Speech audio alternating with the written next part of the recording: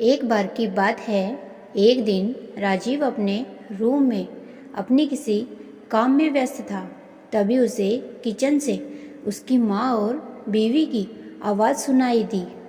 उसकी बीवी, जिसका नाम संतोष था, वो माँ को खरी खोटी सुना रही थी।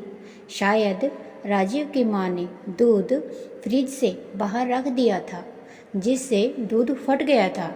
राजीव की माँ बस यही कह रही थी कि उसने गलती से दूध बाहर छोड़ दिया और संतोष उन्हें डांट रही थी क्योंकि उसे अपने पति राजीव के लिए चाय बनानी थी।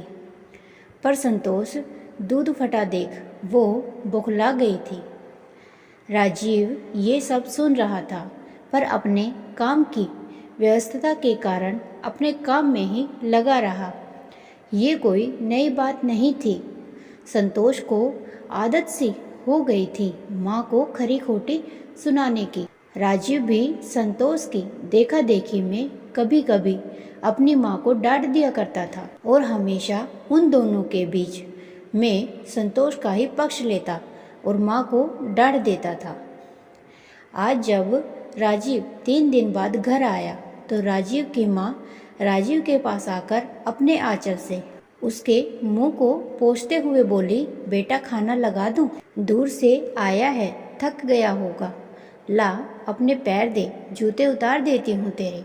राजीव चुपचाप अपनी माँ को देख रहा था और राजीव की माँ उसके जूते को उतार रही थी। राजीव ने माँ से पूछा, संतोष कहाँ है माँ? तो राजीव की माँ ने बताया कि वो तो अभी अभी बाहर गई है। मुझे बताया कि तुम कुछ देर में आने वाले हो और ये कहकर चली गई। संतोष अपनी माँ को देखने गई थी। उसने राजीव को पहले ही बताया था कि उसकी माँ की तबीयत खराब है। राजीव सोच रहा था कि वो मेरे साथ भी तो जा सकती थी। मैं 3 दिन के बाद आया हूँ, पर वो मुझसे मिलने को भी नहीं रुकी। यही सब राजीव के दिमाग में चल रहा था। तब तक राजीव की माँ ने उसका खाना लगा दिया था। राजीव की माँ ने उसे आवाज़ दी, राजीव बेटा मुंह हाथ धो लो, खाना लगा दिया है मैंने। राजीव खाना खाकर बिस्तर पर लेट गया, पर नींद नहीं आ रही थी उसे।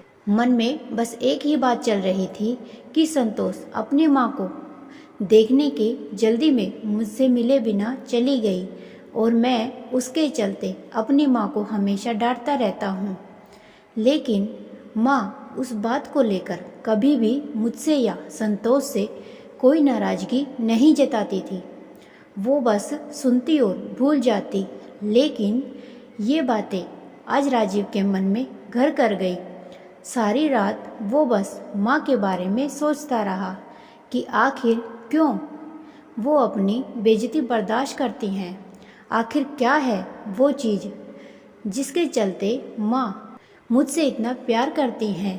क्यों हमेशा मेरी चिंता करती हैं? क्यों वो संतोष की बातों का जवाब नहीं देती?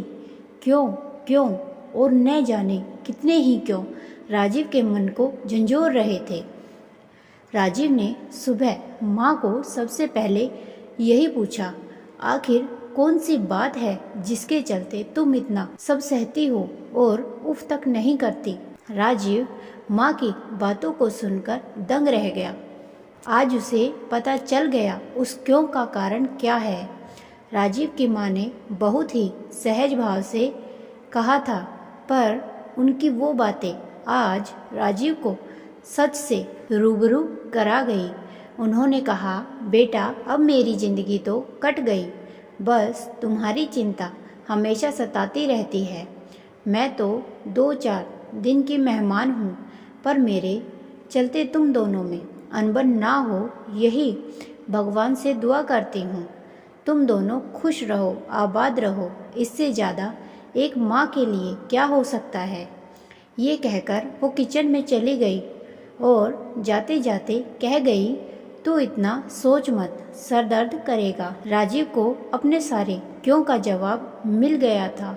ये सब माँ की ममता ही होती है, जो अपने दुख को भुलाकर अपने बेटे के सुख की दुआ करती है। ये माँ की ममता ही थी। यही एक ईश्वरीय वरदान है जो हर किसी के नसीब में नहीं होता है। कई ऐसे इंसान भी हैं जो उस ममता की कीमत नहीं जानते। आपको कहानी अच्छी लगे तो वीडियो को लाइक करें, शेयर करें और चैनल को सब्सक्राइब करें।